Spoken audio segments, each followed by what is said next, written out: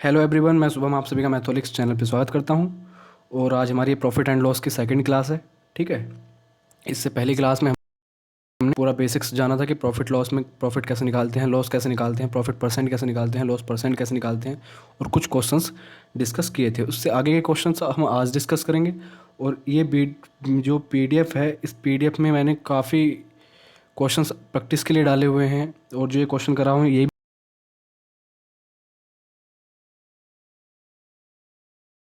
भी PDF आपको कहाँ मिलेगी, आपको पता ही होगा, टेलीग्राम के चैनल पे। और टेलीग्राम के चैनल का लिंक मैं आपको डिस्क्रिप्शन में दे दूंगा, तो आप उसको जाके ज्वाइन कर लीजिए। ये सारे के सारे क्वेश्चंस जो मैं यहाँ करा रहा हूँ, ये क्वेश्चंस ऐसे हैं कि इस तरह के, मतलब हर टाइप का मैंने क्वेश्चंस यहाँ लिया है। तो ये क्वेश्चंस आप कोई भी बुक उठाओगे तो आपको वहाँ पे क्वेश्चंस देखने को मिलेंगे ज़रूर। तो आप आराम से ईजिली उनको टैकल कर लोगे। यहाँ पे मैं एक एक दो दो क्वेश्चन भी कराऊंगा, तो आप इसके बाद आराम से कोई भी बुक उठा के प्रैक्टिस कर सकते हैं, क्योंकि वहाँ से सारे टाइप आपके यहाँ कवर हो जाएंगे। ठीक है, तो चलिए देखते हैं पहला क्वेश्चन आज के हमारे सेकंड वीडियो में क्या है।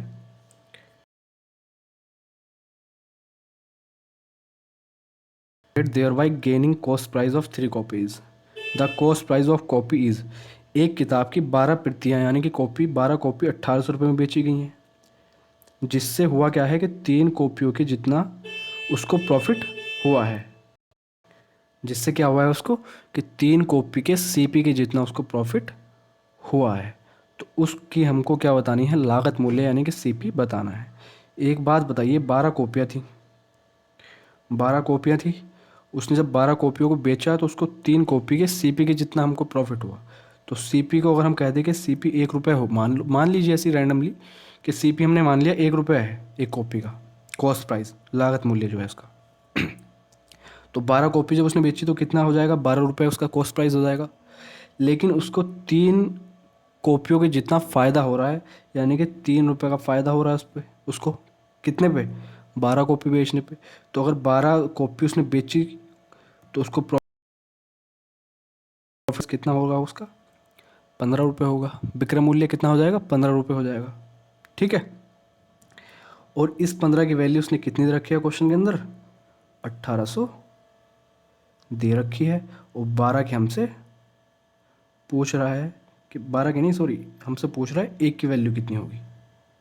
क्या पूछ रहा है कि एक की वैल्यू कितनी होगी। कॉस्ट प्राइस हमने कितना माना है, 1 माना है, तो एक की वैल्यू हमसे पूछ रहा है, तो 1800 बटे 15 कर देंगे, हमारा क्या आ जाएगा, 120 आ जाएगा। एक कॉपी का लागत मूल्य है। ठीक है, फिर से एक बार समझ लीजिए, बहुत अच्छा कॉन्सेप्ट है। बाकी इसका मैं आपको बेसिक मेथड भी बताऊंगा कि कैसे करते हैं। अगर इस तरह से आपके दिमाग में पिंच ना करे तो हम फिर इस क्वेश्चन को कैसे करते हैं वो भी बताऊंगा आपको। हमने क्या काम किया, हमने CP मान लिया एक कॉपी 1 रुपये की है, तो 12 कॉपी 12 रुपये की हो जाएंगी। तो उसकी जेब से तो 12 रुपये लगे हैं। लागत मूल्य कितना है उसका, 12 कॉपी बेची है उसने, तो 12 रुपये लागत मूल्य है उसका। लेकिन उसको 3 कॉपियों की जितना फ़ायदा हो रहा है, यानी कि 3 रुपये का फ़ायदा हो रहा है। तो 12 रुपये की चीज़ पे 3 रुपये का फ़ायदा होगा, तो कितने में बेच रहा होगा वो, 15 रुपये में बेच रहा होगा। लेकिन हमारे यहाँ से रेशो आया है, सिर्फ एग्जैक्ट वैल्यू नहीं आई। तो हमारा 15 की वैल्यू कितनी हो जाएगी, 1800 हो जाएगी। तो 15 की वैल्यू 1800 क्योंकि उसने दे रखी थी कि बेचने पे 1800 रुपये का, 1800 रुपये की बेच रहा है वो। तो एक की वैल्यू बतानी है, तो 1800 बटे 15 कर देंगे तो कितना आ जाएगा, 120 आ जाएगा हमारा इसका। ठीक है, एक मेथड तो इसका हो गया ये। बाकी दूसरा आप इसको देखिए कैसे करना था। ठीक है, एक मेथड तो इसका ये हो गया जब हमने क्या, CP को मानना था 1। अब दूसरा तरीका देखिए इसका। दूसरा तरीका क्या होता है, इसने क्या काम किया है कि 12 कॉपियाँ बेची हैं। क्या किया है, 12 कॉपियाँ बेची हैं। और तो इसको 3 कॉपी के जितना क्या हुआ है, 3 कॉपियों के CP के जितना लॉस हुआ है। ठीक है, यानी कि लॉस कितना है इसका, आप ऐसे समझिए कि लॉस कितना है, 3 CP, 3 कॉपियों के CP के जितना इसका लॉस है। अच्छा, लॉस आता कैसे है, SP, sorry, CP minus SP। कल की क्लास में बताया था ना, जब कॉस्ट प्राइस ज़्यादा हो और सेलिंग प्राइस कम हो जाए तो ऑब्वियसली है कि वहाँ पे हमारा क्या होगा, लॉस होगा। लेकिन कितने पे आया है, 12 पे, यानी कि 12 जब हम कॉपी बेच रहे थे तो 12 कॉपियों की जितनी लागत मूल्य था, अच्छा प्रॉफिट हो रहा है, सॉरी क्वेश्चन गलत हो गया, एक मिनट रुकिए। ये प्रॉफिट हो रहा है, लॉस नहीं है, ये प्रॉफिट है। प्रॉफिट कितना हो रहा था उसको, 3 कॉपियों के जितना हो रहा था। अब प्रॉफिट होता क्या है, सेलिंग प्राइस में से हम कॉस्ट प्राइस को क्या कर दें, माइनस कर दें अगर, तो हमारा क्या होता है, प्रॉफिट होता है। कितने कॉपियों का, 12 कॉपियों की बात चल रही है, तो ये किसके बराबर है, 3 कॉपियों के कॉस्ट प्राइस के बराबर है। बस यहाँ से कॉस्ट प्राइस और सेलिंग प्राइस का आपको क्या करना था, रेशो निकाल लेना था। तो 12 का एस पी बराबर कितना हो जाएगा, 15 सी पी हो जाएगा। या फिर यहाँ से हम क्या कह देंगे, C P upon S P कितना आ जाएगा, 12/15 आ जाएगा। ठीक है, तो 15 की वैल्यू उसने कितनी दे रखी है हमको, 15 की वैल्यू कितनी दे रखी है, 100, सॉरी 1800, और 1 की हमसे पूछ रहा है। अभी ऊपर यही तो काम किया था हमने भी, 120 आ गया था। ऐसे भी समझ नहीं आता तो ये देखिए आप, यहाँ से इसको और छोटा कर लीजिए, 4/5, यानी कि कॉस्ट प्राइस 4 है तो सेलिंग प्राइस कितना है, 5 है, यानी कि 1 रुपये का फ़ायदा हो रहा है उसको, 1 यूनिट का फ़ायदा हो रहा है। लेकिन इस 5 की वैल्यू वहाँ से हम देखें तो 1800 को उसने कितने में बेचा है, 12 आर्टिकल बेचने पर 1800, 12 आर्टिकल बेचने पर 1800 रुपये मिले हैं, यानी कि कुल मिला के 150 रुपये में बेच रहा है वो। ठीक है, क्या कर रहा है, 150 में बेच रहा है एक आर्टिकल को। तो यहाँ 5 की वैल्यू कितनी हो जाएगी, 150, 4 की वैल्यू कितनी हो जाएगी, 120, जो कि हमने कॉस्ट प्राइस माना हुआ था। ठीक है, इस तरीके से इसका दूसरा मेथड था। पर मैं कहूँगा आपको कि सीपी मान के कीजिए, कि सीपी को 1 मान लीजिए अगर ये इस क्वेश्चन में, और आपका ये क्वेश्चन बड़ा ईजिली हो जाएगा। ठीक है, नेक्स्ट देखते हैं। If a man estimates his loss as 20% of the selling price, then his loss percent is. अगर एक आदमी अपने विक्रय मूल्य के 20% के रूप में अनुमानित करता है अपना क्या, घाटा, तो उसकी लाभ हानि प्रतिशत क्या होगी, ये बताना है हमको। सबसे पहले आपको बताना चाहिए कि 20% का मतलब क्या होता है, 1/5 होता है। ये क्वेश्चन में दरअसल कहने की कोशिश ये कर रहा है, देखिए अगर हम यहाँ सी पी और एस पी लिख दें, यानी कि सेलिंग प्राइस और कॉस्ट प्राइस लिख दें अपनी, ये कह रहा है कि अगर एस पी इसका 5 है, एस पी अगर इसका 5 है तो उस पर 1 रुपये का घाटा हो रहा है उसको, किस पे, सेलिंग प्राइस पे, विक्रय मूल्य पे 1 रुपये का घाटा। तो विक्रय मूल्य पे 1 रुपये का घाटा होगा, तो घाटा कब होता है, जब हमारा कॉस्ट प्राइस ज़्यादा हो जाए और सेलिंग प्राइस कम हो जाए। तो इसका मतलब ये इसको कितने में बेच, खरीद के कितने में लाया होगा, 6 रुपये में खरीद के लाया होगा और 5 रुपये में बेच रहा होगा, तभी तो उसको लॉस होगा। और यहाँ पर जल्दी जल्दी में हम क्या करते हैं, जल्दी जल्दी हम यहाँ 5 है, 1 का लॉस हो रहा है तो यहाँ हम 4 लिख देते हैं। पर यहाँ लॉस कहाँ हो गया, फिर एक बात बताइए, 4 रुपये की चीज़ को 5 पे बेच रहे हैं तो हमको फ़ायदा हो गया, लॉस थोड़ी ना हुआ। लॉस कब होता है, जब कॉस्ट प्राइस ज़्यादा हो, लागत मूल्य, और सेलिंग प्राइस, विक्रय मूल्य कम हो। तो इसीलिए हम क्या लिखेंगे यहाँ कि 5 रुपये अगर वो बेच रहा था किसी पे, उसने कहा है कि 5 रुपये पे बेच, अगर 5 हम कोई वैल्यू मान लें कि सेलिंग प्राइस 5 है, तो उसका 20% यानी कि 1 का उसको लॉस हो रहा है। लॉस कब होगा, जब वो उसको 6 रुपये में ख़रीद के लाया होगा। बस अब क्वेश्चन हमारा हो गया है, कितने का है, 1 रुपये का लॉस है, कितने पे, कॉस्ट प्राइस पे होता है। कॉस्ट प्राइस कितना है, 6 इंटू 100, और 100/6 को हम क्या लिख देंगे, 50/3% लिख देंगे। ठीक है, यानी कि सी हमारा क्या हो जाएगा, राइट आंसर हो जाएगा। ठीक है, आगे चलते हैं। ये क्वेश्चन समझ लेना एक बार और, ऐसा कुछ तो खास ज़्यादा नहीं था, पर फिर भी कॉस्ट प्राइस पे जब वो कहे ना कि कॉस्ट प्राइस पे उसकी वैल्यू निकालिए, या उसका आकलन जो एस्टिमेट करना है हमको कॉस्ट प्राइस पे करना है, मतलब कि 5, 1/5 20% हो गया। अगर सेलिंग प्राइस 5 है तो 5 पे 1 रुपये का लॉस, लॉस तो सी पी भी होना है, पर हम वहाँ से देख लेंगे कि कितने रुपये का लॉस हो रहा है, 1 रुपये का लॉस हो रहा है। तो 5 की अगर वो बेच रहा है 1 रुपये लॉस के बाद, तो खरीद के कितने की लाया होगा, 6 रुपये की खरीद के उसको लाया होगा। ठीक है, तो 1 रुपये का लॉस हो गया 6 रुपये पे। इस तरीके से करते हैं। बाकी इसके ऊपर कुछ लोग फॉर्मूला भी बना देते हैं, मुझे लगता नहीं कि फॉर्मूले इतने कहाँ तक याद करते फिरोगे। आप दिमाग में सिर्फ और सिर्फ कॉन्सेप्ट रखिए, अपना दिमाग चलाइए, फॉर्मूला भी इतना रटने की ज़रूरत नहीं है। ठीक है, आगे चलते हैं। If I would have purchased 11 articles for ₹10 and sold all the articles at the rate of ₹10 of, अच्छा 10 for ₹11, the profit percent would be. ये देखिए क्या कह रहा है, अगर मैं 10 रुपये के 11 वस्तु खरीद के लाता हूँ और सभी वस्तुओं को 10 रुपये की 11, ये गलत लिखा हुआ है यहाँ, इसको हिंदी में ठीक कर लेना। ये यहाँ पे होगा कि सभी वस्तुओं को 11 रुपये में 10 के भाव से, सॉरी 10 वस्तुएं 11 रुपये में बेचता हूँ।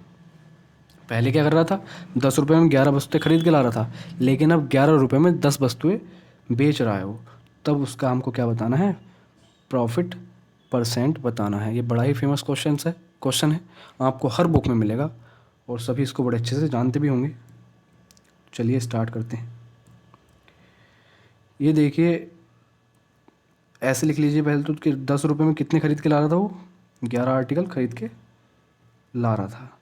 बेच किस हिसाब से रहा है, 11 रुपये में 10 आर्टिकल बेच रहा है। ठीक है, यहाँ तो या तो आप यहाँ से एक आर्टिकल की वैल्यू निकाल लीजिए कि यहाँ से एक आर्टिकल कितने रुपए का बेचेगा वो, 10/11 का बेचेगा, और सॉरी खरीद के लाया होगा, और बेचेगा कितना का, 11/10 का। तो यहाँ से आप माइनस करोगे, फिर परसेंट निकालोगे, बहुत लेंथी हो जाता है, कैलकुलेटिव भी हो जाता है, तो इसलिए हम इसको ऐसे नहीं करते। हम क्या करते हैं कि अगर हमको एक चीज़ देखिए, इससे पहले अगर मैं आपसे कहूँ कि एक आदमी 2 रुपये में 10 वस्तुएं खरीद के लाता है और उन्हीं 10 वस्तुओं को 3 रुपये की बेच देता है, तो आप कह दोगे डायरेक्ट कि भाई वस्तु सेम है, तो 2 रुपये की चीज़ को 3 रुपये में बेच रहा है, यानी कि 1 रुपये का फ़ायदा ले रहा है। कितने पे, 2 पे इंटू 100 कर देते, 50% हमारा प्रॉफिट आ जाता। लेकिन यहाँ पे गड़बड़ क्या हुई, यहाँ पे आर्टिकल सेम नहीं है हमारे। पहले 11 आर्टिकल की बात कर रहा था वो, कि मैं 11 आर्टिकल खरीद के लेके आया हूँ, और बेच कितने रहा है, 10 आर्टिकल बेच रहा है। तो यहाँ पे हमको क्या करना पड़ेगा, हमको ये चीज़ इक्वल करनी पड़ेगी। इसका मैं आपको बताऊंगा, एक शॉर्टकट बताऊंगा कि आपको बिल्कुल इतना लिखने की ज़रूरत नहीं है, लेकिन उससे पहले आपको समझना है कि वो शॉर्टकट भी आता कैसे है। ठीक है, अब ये 11 आर्टिकल है, ये 10 आर्टिकल है, 11 और 10 का एलसीएम कितना हो जाएगा, 110 हो जाएगा। इसका मतलब ये है कि इस वाले में अगर मैं 10 से गुणा कर दूँ तो ये 110 बन जाएगा, इसमें मैं 11 से गुणा कर दूँ तो ये हमारा 110 बन जाएगा। अब हमारे क्या होंगे, आर्टिकल हमारे सेम हो जाएंगे। इसका मतलब ये 10 पूरे में ही मल्टीप्लाई करेगा। इसका कहना ये हो गया अब कि 100 रुपये की चीज़ 100 रुपये में कितने खरीद के ला रहा था वो, 110 आर्टिकल खरीद के ला रहा था। अब क्वेश्चन वही बन गया जो मैं समझा रहा था आपको, और 11 की मल्टीप्लाई करेंगे तो 121 रुपये में कितने आर्टिकल बेच रहा है, 110 ही आर्टिकल बेच रहा है। बस अब क्वेश्चन हमारा हो गया, अब तो कुछ बचा है ही नहीं कि 100 रुपये में कोई 110 आइटम खरीद के लाया, 121 में 110 बेच दिए। इसका मतलब डायरेक्ट कह सकते हैं हम कि 100 रुपये की चीज़ 121 में बेच दी उसने, तो परसेंट पूछ रहा है कि प्रॉफिट कितना हुआ, दिख रहा है 21% का, फिर भी आप अगर लिखना चाहें तो 21 का फ़ायदा हो रहा है कितने पे, 100 पे, इंटू CP कितना है, 100 है, और 21% का फ़ायदा हो जाएगा। इस तरीके से क्वेश्चन हमारा होता है और आंसर इसका 21% आ जाता है। पर मैं आपको अगर बताऊं तो हमें इतना की ज़रूरत नहीं है। इस तरह का क्वेश्चन जब भी आप देखो तो आपने करना बस इतना है कि ₹10 हैं, 11 आर्टिकल हैं, ₹11 हैं, 10 आर्टिकल हैं, क्रॉस मल्टीप्लाई कर देनी है और कुछ भी नहीं करना। क्रॉस मल्टीप्लाई करेंगे तो 10 की 10 के साथ करेंगे तो 100 आ जाएगा, और 11 की 11 के साथ करेंगे 121 आ जाएगा। यहाँ से हम डायरेक्ट रेशो निकाल लेते हैं किसका, कॉस्ट प्राइस और सेलिंग प्राइस का, यानी कि कितना 21 का फ़ायदा हो रहा है कितने पे, 100 पे, इंटू 100 बराबर 21%। यहाँ भी दिख रहा है हमको परसेंटेज का, मैंने आपको बताया था कि हर चीज़ 100 पे ही आकलन होता है, इसलिए हम 100 से 121 मतलब 21% डायरेक्ट दिख रहा है, पर फिर भी मैंने आपको नीचे लिख के दिखा दिया कि कैसे हुआ है वो। तो 21% का फ़ायदा हो जाएगा। इस तरीके के क्वेश्चन में आपको यही लगाना है, क्रॉस मल्टीप्लाई करके क्वेश्चन का आंसर निकालना है। ठीक है, चलिए आगे चलते हैं। आई होप क्वेश्चन आपको ये क्लियर हो गया होगा। देखिए अगला क्वेश्चन क्या कह रहा है, एक वस्तु को 10% की हानि पर बेचा जाता है। अगर यह 9 रुपये अधिक में बेचा गया होता तो उसे 25 सहित 2%, 25/2% का लाभ होता। ठीक है, तो वस्तु का क्रय मूल्य क्या है ये हमको बताना है। इस क्वेश्चन को करने के भी 2-3 तरीके होते हैं। जैसा कि आप मान लीजिए कि उसका कॉस्ट प्राइस कितना है, 100% है। एक मिनट, कॉस्ट प्राइस कितना है उसका, 100% है।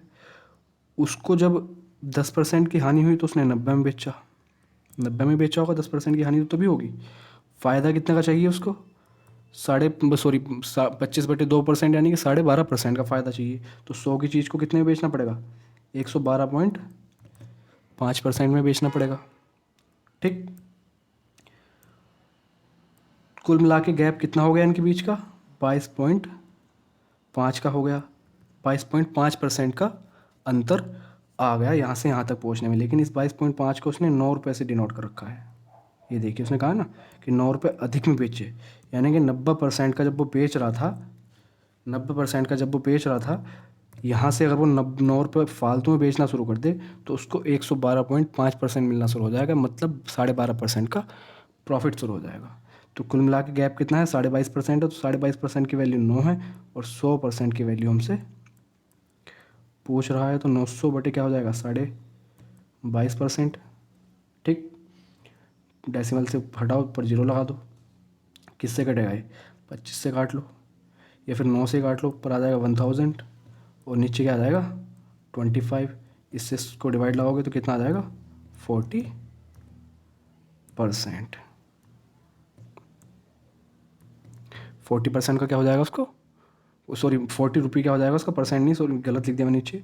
40 क्या हो जाएगा उसका? क्रय मूल्य हो जाएगा, यानी कि CP कितना हो जाएगा? 40 हो जाएगा। 100 की वैल्यू निकाल दी हमने, 40 आ गई। एक मेथड तो ये हो गया। इसीलिए इस तरह का क्वेश्चन जब भी देखो तो कुछ नहीं, जैसे यहाँ 10% की हानि दे रखी थी, इस क्वेश्चन को छोटा करने के लिए अगर आपको मैं बताऊँ यहाँ पे 10% का लाभ दे देता तो हम डायरेक्ट कह देते कि 10% की हानि, 10% का लाभ, यानी कि कुल मिला के बीच का गैप 20%। तो 20% की वैल्यू को हम क्या कह देते? 9 कह देते। तो 100% की वैल्यू के लिए 5 से दोनों तरफ गुणा कर दो, यानी कि कितना आ जाता हमारा? 45 आ जाता आंसर। और डायरेक्ट हमारा क्वेश्चन ये हो गया था। इतना कुछ करने की ज़रूरत नहीं थी। बाकी इसको कॉम्प्लिकेटेड बनाने के लिए आप इसको रेशो से भी कर सकते हो, तब भी आंसर आ जाएगा। ठीक, आगे चलते हैं। A man buys a cycle for rupee 1400 and sell it at a loss of 15%। एक आदमी ने 1400 रुपये की एक साइकिल खरीदी, 15% के घाटे पे बेच दी, उसको लॉस पे बेच दिया, तो उसका सेलिंग प्राइस बताना है। ये क्वेश्चन तो हमारा हो गया था कल वाली क्लास में। हाँ, ये क्वेश्चन तो हमारा कल वाली क्लास में हो गया था, पता नहीं कैसे आ गया, रिपीट हो गया। इसका 85% निकाल देंगे तो हमारा क्या आ जाएगा? 1190 आ जाएगा, और यही इस साइकिल का सेलिंग प्राइस हो जाएगा। ठीक है, आगे चलते हैं। The ratio of cost price and selling price is 5:4। The loss percent बतानी है। बड़े बेसिक क्वेश्चन आ गए अभी, पता नहीं 5 से 4 है, ये CP है, ये SP है।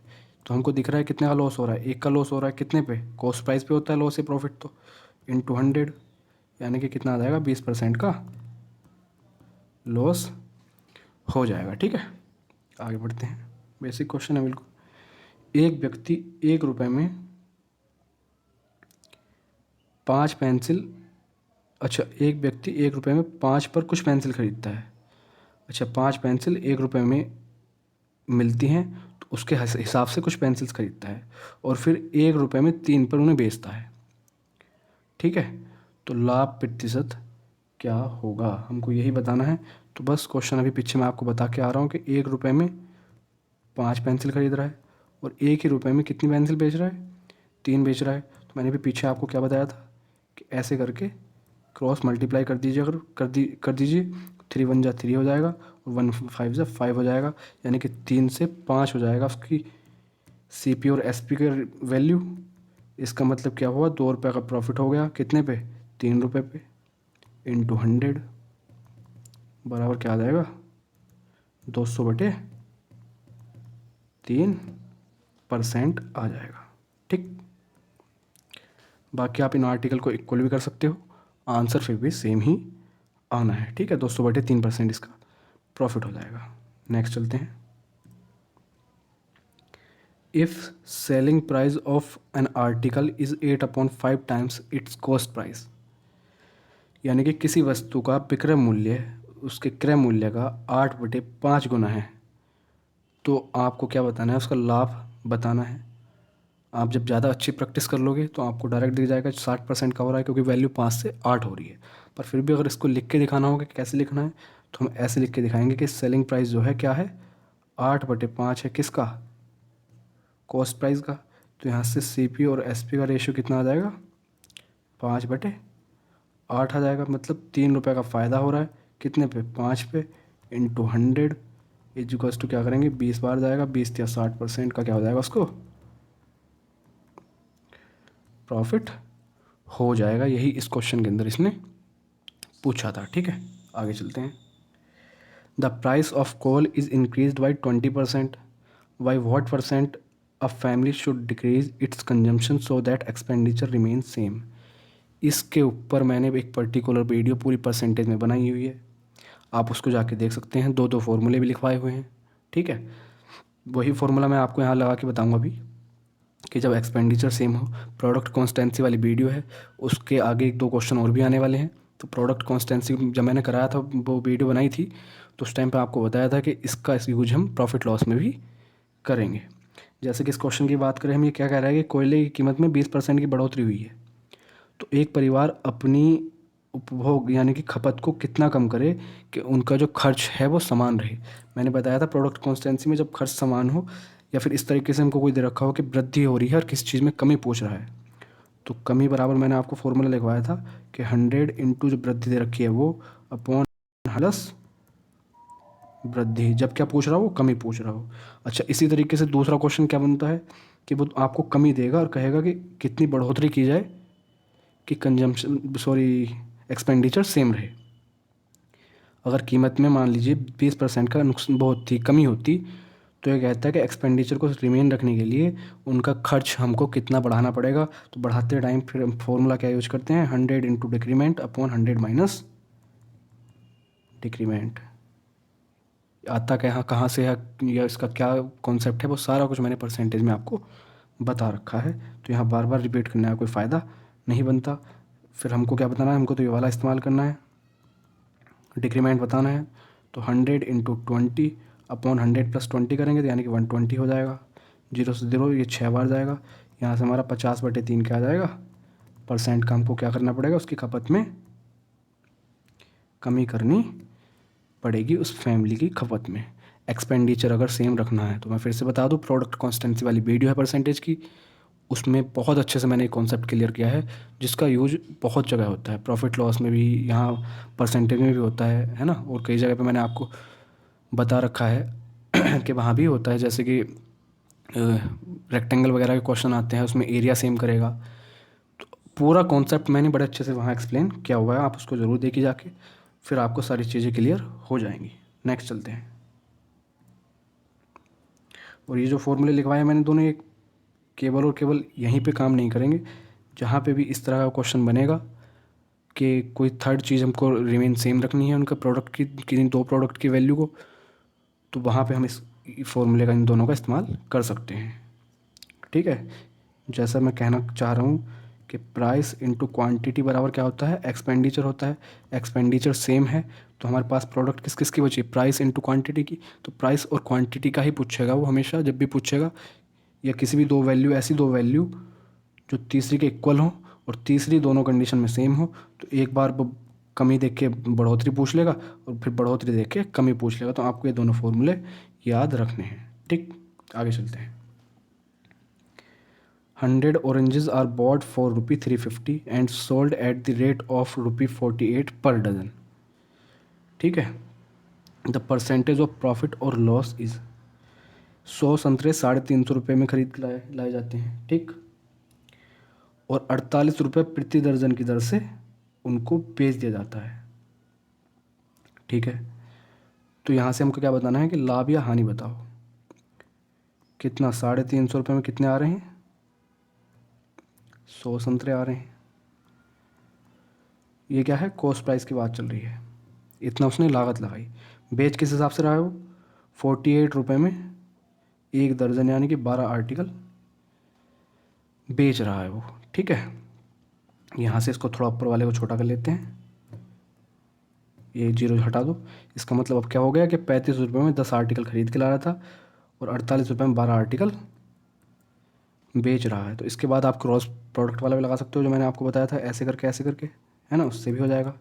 या फिर और क्या कर सकते हैं हम, इसको और छोटा कर लीजिए, तो 5 सत्ते 35 और 5 दूनी 10, यानी कि 7 रुपये में दो प्रोडक्ट खरीद के ला रहा था और बेच कितने रहा है, 12 प्रोडक्ट बेच रहा है 48 रुपये के। ठीक, अब ऊपर वालों को भी हम क्या कर लें, अगर सेम कर लें 6 से गुणा करके 12 प्रोडक्ट ही बना लें तो हमारा आंसर आ जाएगा इजली। इसका मतलब क्या होगा कि 6 दूनी 12 बन गया और इधर क्या हो जाएगा 6 सत्ते 42 हो जाएगा।